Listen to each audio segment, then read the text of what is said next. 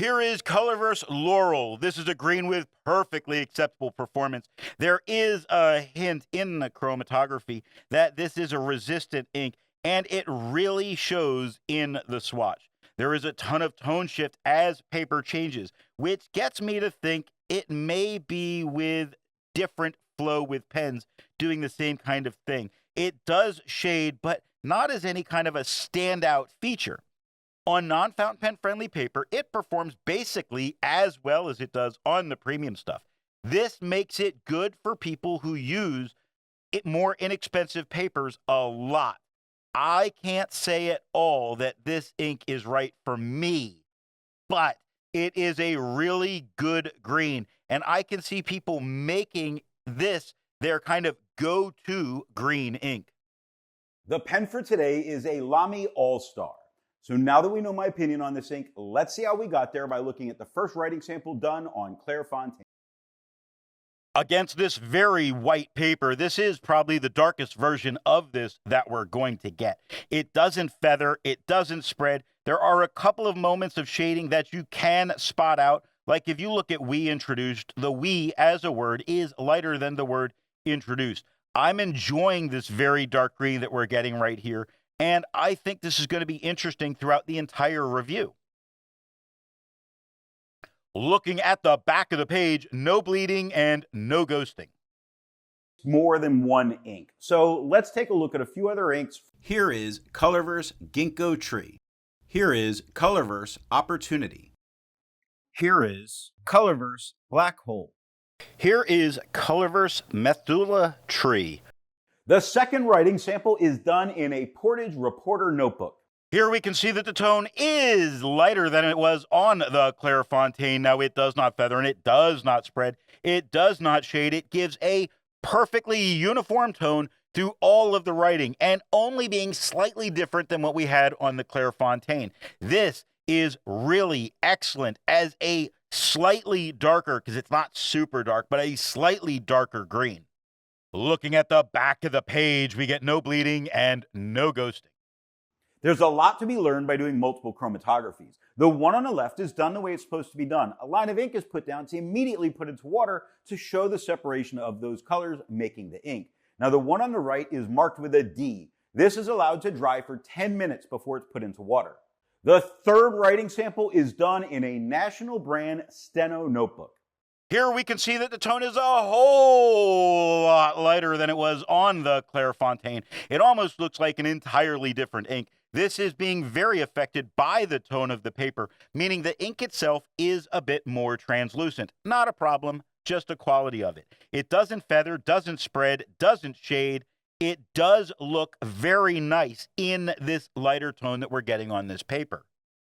Looking at the back of the page, you can see a number of spots where it does get deeper into the paper. Never bleeding through to touch the page underneath. The ghosting is not too much. Because of the tone of the ink, I do think you may get away with writing on both sides. However, I likely would not, just to make sure that I can read all of my notes from both sides. Resistance tests are done to see how well this ink can be expected to perform on the page, and more importantly, how hard it may be to clean from your pen. Now, this smear is allowed to dry for 3 days before testing it. In the upper left, you can see where there is highlighter. In the upper right, that is pen flush. The lower left has a 1/3 bleach solution, and the lower right has plain old water. The next writing sample is done in a Rhodia notebook. Here we can see that the tone is a bit lighter than it was on the Clairfontaine. It doesn't feather, doesn't spread, it does shade. You might have to specify at times where it does, where look at specify. The S is lighter than the whole rest of the word that is very dark. But as a word, it's a whole lot darker than most of the words around it, like a set above. But elements underneath is just a little bit lighter than it was there. So not a ton of back and forth shading within the same word, but the shading is present. Most importantly at all, it stands out against this quad rule without any kind of a problem, allowing that to melt into the background and all of your important words standing out. Looking at the back of the page, it's important to say that there were a few spots that the ink got deeper into the paper, never coming to the point of bleeding through to the other side. There's really no problem when we know it's all cursive writing. Would I write on the back of this page? Likely, yes. Just things to be aware of. With over 1,000 inks reviewed, let's take a look at a few more green inks. Here is Ackerman, their number 25 Denoid Green. Here is Geherban Vert Reseda. Here is Organic Studios Frank Baum Emerald City Green. Here is Schaefer Green. All of the inks that you just saw have a review here on the channel. Now, the next writing sample is done in a composition lab notebook. Here we can see that the tone is just a little bit lighter than it was on the Clairfontaine. It does not feather, it does not spread.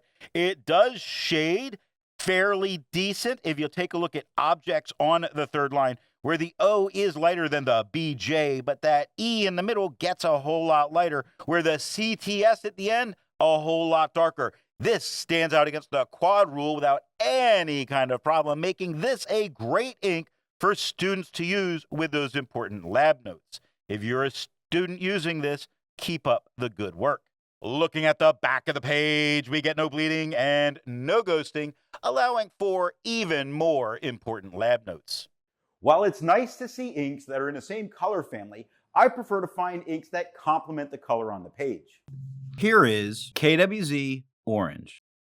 Here is Papier Plume Violet. Here is Noodler's X Feather. Here is Aurora Red. The best way you can support this or any channel that you like watching is to alert the retailer of where you saw the product at time of purchase. Now, the last writing sample is done on 20-pound copy paper. Here we can see that the tone is lighter than we have on the Clairfontaine. We have no feather. We have really minimal spread considering that we're looking at at copy paper. I'm very impressed with what I'm seeing here. The shading, it does occur. I actually don't care about it. I tend to on here much more care about how much it spreads and that it does not feather. This is a good ink to use on this paper. Very impressed here. Looking at the back of the page, there's really no problem for ghosting. We see a couple of spots. It gets deeper into the page. I don't believe that these few spots would stop somebody from writing on both sides of this paper, making this paper and ink a huge win for students and office workers. So what nib and pen do I think are going to give the best writing experience with this ink? This Lamy All-Star has a fine nib that it writes a little bit wetter than a medium flow. It gives good tone and even gives shading from time to time. Off camera, I tried this in a dry fine and saw no difference in tone or the amount of shading. This makes this ink a dealer's choice. And while the tones may stay the same from pen to pen, the main factor for the tone that you want is going to be the paper. So really make good paper choices here. I'm going to encourage students to use it on those lab books or office workers if you get to use green on Hammermill 20-pound paper.